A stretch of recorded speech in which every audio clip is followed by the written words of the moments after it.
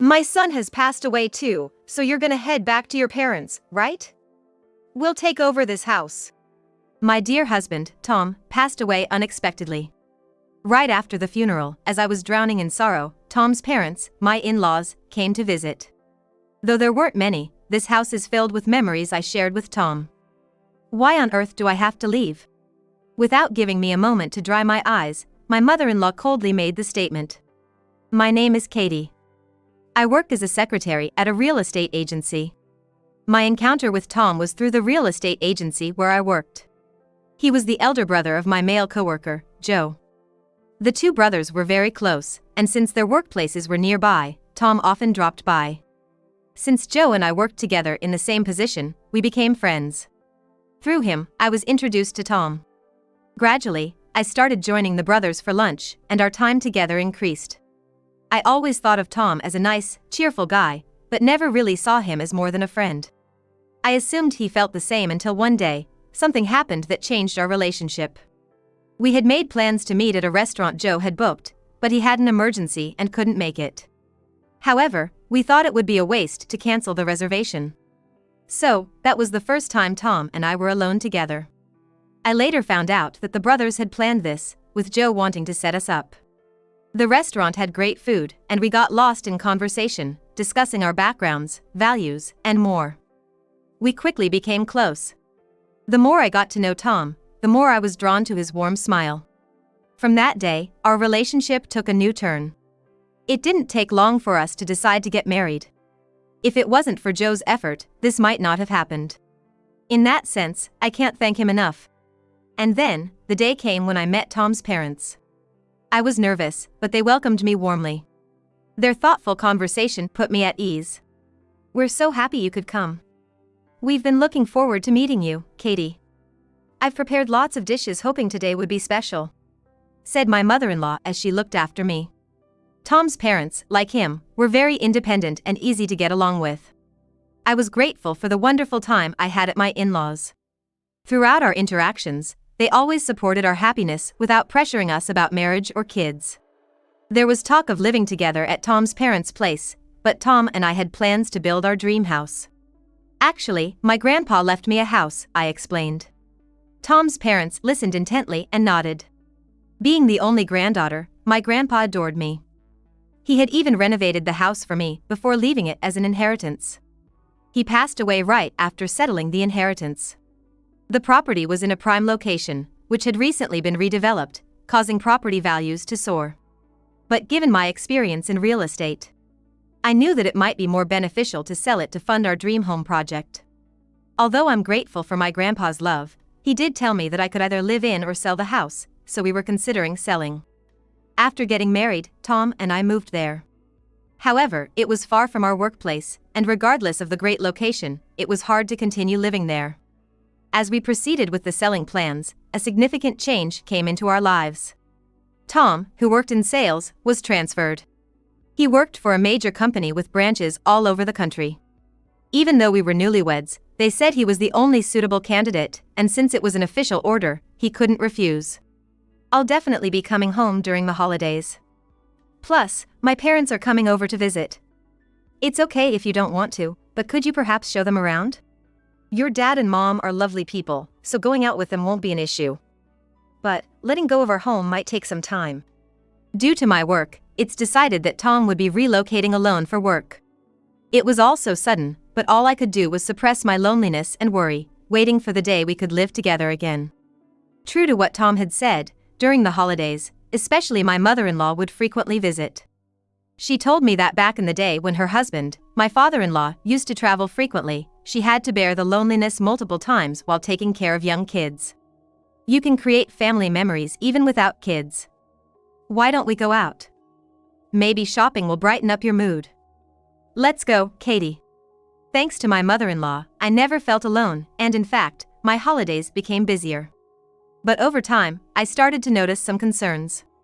On my days off from work, my mother-in-law would almost always invite me out. I appreciated it, but by the end of the month, her invitations became rather forceful, paying no mind to my fatigue or household chores. When I'd say, I'd like to rest this week, she'd frown as if I'd said something unreasonable. But isn't it fun to go out together? Or are you saying you don't like hanging out with me? No, it's not that. But you've been taking me out every week, don't you need a break too? She looked sad. No matter how much I tried to clear up the misunderstanding, she wouldn't listen. But as soon as I gave in, she'd flash a bright smile, acting as if she'd forgotten how persistently she'd clung to me. My doubts about her behavior grew over time. The places she dragged me to often involved high expenditures. Constant shopping at brand stores and expensive meals, and she'd set it up so I'd have to cover the bill. She would often leave the store early, and I'd be left with no choice but to pay. She'd neither thank me for the payments nor reimburse me later. Sure, we own our home and my salary is decent, so savings aren't a concern. But Tom and I have always been frugal, so her extravagant behavior felt out of place. Sometimes both in-laws were present, and in those cases, it was even worse. My father-in-law, Joe, would join in, and my financial burden would only increase. I knew I had to address this, but couldn't confide in Tom. He had promised, "I'll definitely be coming home during the holidays," but his new work location was extremely busy, and he couldn't come home often. I heard from Mom that you guys go out every week. Is everything okay? You don't seem worried. When I video called Tom, I noticed the dark circles under his eyes and his slightly thinner cheeks. The fatigue from work was evident. I felt guilty bringing up the issue with his mother, so I tried to reassure him. Your mom's been treating me really well. But you need to take care of yourself, okay? I'm fine, so don't worry. I kept reassuring Tom while I continued to bear the cost of outings with the in-laws. However, their behavior escalated, and when I asserted that I couldn't go out one day, they dropped this on me. Hey, could you perhaps lend me some money? Huh? You want me to pay? Just a little bit, really. I've already booked a restaurant. I'll just take another friend, so could you cover the cost I don't have on hand? I didn't want to, but refusing would complicate things. I resignedly opened my wallet. But she never behaved this way in front of Tom. I subtly asked her, "Have you talked to Tom about this?" and was surprised when she responded, "It'd be embarrassing to ask Tom." It seemed she felt it was more appropriate to ask Tom's wife, me, for money. I had long given up on my mother-in-law, and it became a daily occurrence for her to ask for money. At least when I gave her money, which she called an allowance, she would stop forcing me out of the house. I knew the situation had gotten out of hand. But I was exhausted from not being able to communicate with my mother-in-law. Her actions became increasingly bizarre and inexplicable. Without prior notice, she would just show up, and it felt like an invasion of privacy when she would look around the house, inside and out. Is this something your grandfather left behind? These furnishings. They're fantastic, to have such luxurious items. Some of the furniture were antiques that my grandfather cherished. My mother-in-law seemed to adore them, coming over uninvited and gazing at them dreamily, as if they were her own. This is mine and Tom's home. I started to consider confronting her about her behavior. Tom might be surprised, but how wonderful it would be if we could figure out how to deal with her together. Her actions were certainly not pleasant. Even if she's family by marriage, it's an invasion of privacy. However, around the same time, Tom's period of work assignment was decided. He'll be back in a short while, and once he's around, my in-laws will probably stop asking for money. A glimmer of hope sprouted in my heart. Tom works hard every day, so I just need to be patient a little longer. I was eagerly awaiting my reunion with him, but then the unexpected happened. What? Tom collapsed, he's in the hospital? I felt numb. The call came from one of his coworkers at the assignment, and I rushed to the hospital. Perhaps due to his busy schedule, he suddenly had a heart attack. Tom was taken in an ambulance, but it was too late. My loving husband, who was always the picture of health, passed away suddenly from an unforeseen attack. I had to arrange his funeral in a daze. The overwhelming grief meant I didn't remember much. Joe, my brother-in-law, was there, taking care of most things. I'm sorry. Even though you've just lost your brother, you're helping out so much. It's my brother's funeral, of course I'd help. More importantly, are you okay with the property? Is the house all set? Towards the end of the funeral, while we were tidying up, I chatted with Joe. I nodded and responded, everything's in order. A few days after Tom's funeral, both of my in-laws visited. However, it was clear they weren't there to console me. It's a pity about our son, but we're here for you, so don't you worry. For some reason, my mother-in-law had a smug grin on her face. To my astonishment, she had arranged for a moving truck, packed full with furniture and items from their home. I was so shocked and confused that I couldn't speak. This certainly looked like a move. Looks like my mother-in-law and her family are trying to move in without discussing it with me. What made them do this? But the answer is obvious. Could it be they're after our property? Even in my confusion, I voiced the concern that had been nagging me. My mother-in-law flashed a cold, smug smile. The property value's gone up quite a bit. I've always had my eyes on this house. Or should I say, the only reason you could marry my son was because of this inheritance? I allowed the marriage because you inherited it. I felt a surge of despair and was at a loss for words. So, you're saying you and your family are gonna live here with me? What? What are you talking about? I asked in confusion, and she raised an eyebrow. Although Tom's death was unexpected, truth be told, my mother-in-law had always planned to get this house. It seems they intend to oust me and take over the property. And they assumed I'd willingly leave the place. Now that my son's gone, you're gonna go back to your parents' home, right? This house will be empty, and that's just sad. So, we're moving in. No need to worry. Her grin distorted wickedly. Overcome with a mix of fear and frustration, I corrected her. The house is already sold though. I tried to suppress a smirk at her misunderstanding, but a hint of amusement showed. In response, my mother-in-law was stunned. Just then, another moving truck, from a different company, pulled up. Excuse me, we're here to move stuff into this house. Perhaps seeing another company's truck made the burly worker approach us for confirmation. The movers my mother-in-law had arranged also stepped out. Realizing that they couldn't start their job with another truck present, they looked perplexed. They sought an explanation from the mother-in-law and father-in-law, but the couple was flustered and clueless. Arguing with everyone wouldn't help. Seeing the chaotic state of my in-laws, I finally regained my composure. I gave clear instructions to move the truck. This house is already sold and the contract is finalized. A new family will be moving in, so we can't have your belongings here, right? As the movers were taken aback, a luxury car arrived. Out came a wealthy-looking couple and their children. Turns out, I no longer owned the property. They were the new owners. My in-laws were utterly baffled, unable to comprehend the situation. Please move the truck quickly. The new occupants can't start their work. Once the in-laws' truck was moved, the movers began their work promptly, bringing in brand new furniture. My mother-in-law, unable to accept the reality, persisted in her demands at the doorstep. The new owner tried to shield his family and approached us, leading to another round of chaos. Who exactly are you? We bought this place. Please have the truck leave. I hadn't expected my in-laws to show up, so I apologized profusely and managed to calm him down. But my mother-in-law wasn't done. Incredibly, she and her husband barged into the house. Naturally, the interior was nothing like they remembered. Not a single piece of furniture that my husband and I had was left. Witnessing this, my mother-in-law was horrified and began to create a scene. What the heck? The house is completely empty. All the antique furniture and lights. They were my favorites. Hey, what's going on here? Katie was outraged, unable to grasp what was happening. When the new occupants threatened, "I'm gonna call the police," her jittery father-in-law quickly fled, pulling his wife along with him. Once they distanced themselves a bit from the scene, the heated mother-in-law cooled down a bit and quieted. For now, I apologized to the new occupants first. Given a warning that there might be more issues in the future, I was allowed to go after noting down the names and addresses of my in-laws. I was drained but still had to explain things to my in-laws. Returning to them, I calmly informed that we had already moved out a few days before Tom's passing. This house was originally planned to be sold with the land, just as initially planned.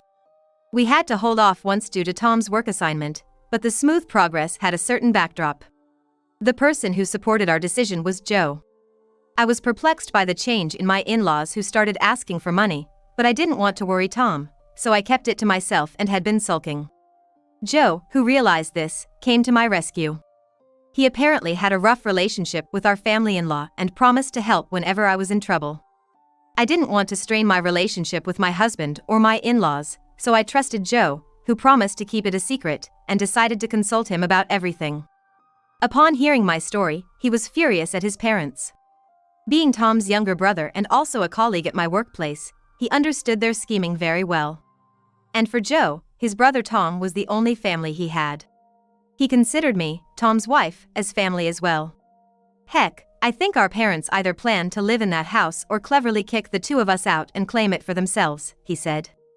According to Joe, both of our in-laws have a lavish lifestyle and are pretentious, resorting to any means necessary.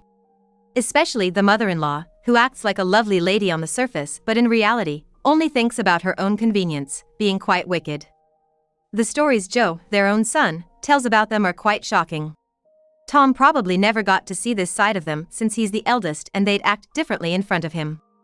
Anyway, Joe suggested selling the land as soon as possible to ensure it's not taken away by our in-laws. I agreed with Joe's opinion and decided to proceed with the sale. No matter how precious the property inherited from my grandfather, I didn't want it to become a hindrance to our marriage. Rather, precisely because it's precious, I didn't want any bad blood tied to it. Of course, it wasn't a decision made arbitrarily.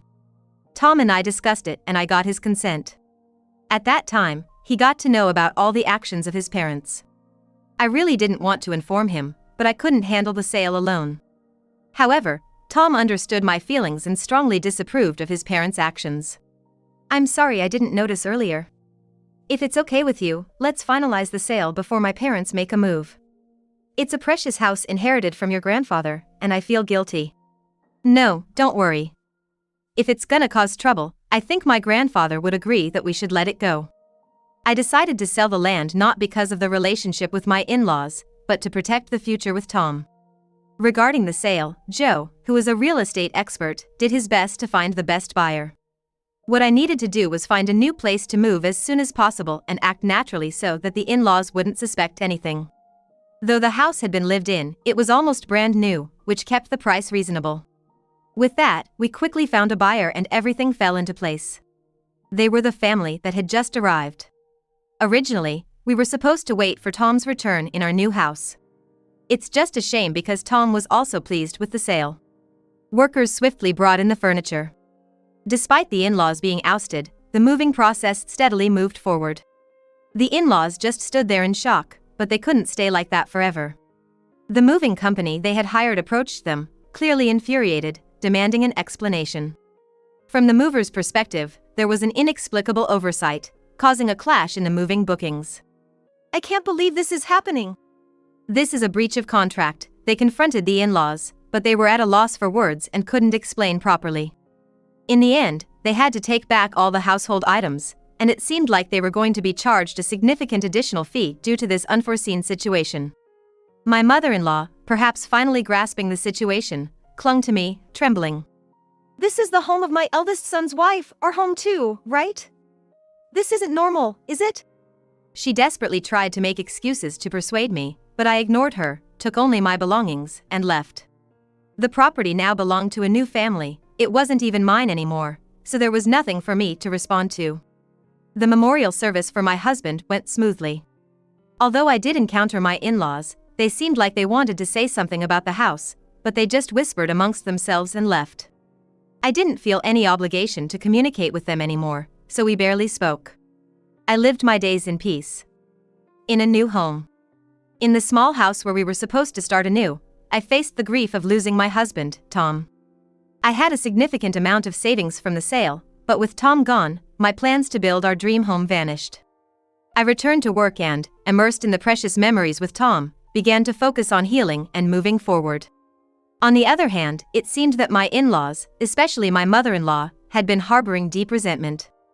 I didn't want to deal with them anymore, so I didn't inform them of my new address. Being unable to interact with me further intensified the dissatisfaction inside my mother-in-law. She was too proud to go to my brother-in-law, Joe, with whom relations had soured, and she didn't know where I lived either. The stress piled on, and eventually, she lost her balance. One fateful night, she attempted a heinous act by spreading gasoline around the sold house. Fortunately, a nearby resident found her suspicious and detained her. The police were alerted, and it was found she had also prepared paper and a lighter. She was arrested on suspicion of attempted arson.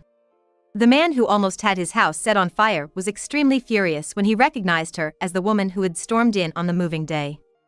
He was adamant about pressing charges, and I was informed. I apologized, but that was for the horrifying experience of almost being a victim of arson. There was nothing I could do about my mother-in-law's actions. In the end, she couldn't avoid being charged. And due to my repeated apologies, I managed to get forgiveness on the condition that such an incident would never happen again. Having grown up spoiled and never experiencing hardship, my mother-in-law had always gotten what she wanted. That's probably why, when she couldn't have that house, her frustration led to a twisted envy. She began to resent both the house and the land, which drove her to crime and eventually landed her in prison. Her husband, who should have been her pillar of support, fought constantly after her arrest and ultimately decided to divorce her. Thus, when she was released from prison, she had no home to return to. But, one could say it was the result of her choices. Joe, having lost his brother, felt lonely but always said, "Having you as my sister-in-law makes it bearable," comforting me. Even though I had cut ties with my in-laws, I hadn't lost all my family. For Tom, who I believe is watching over me from heaven, I decided to live each day peacefully.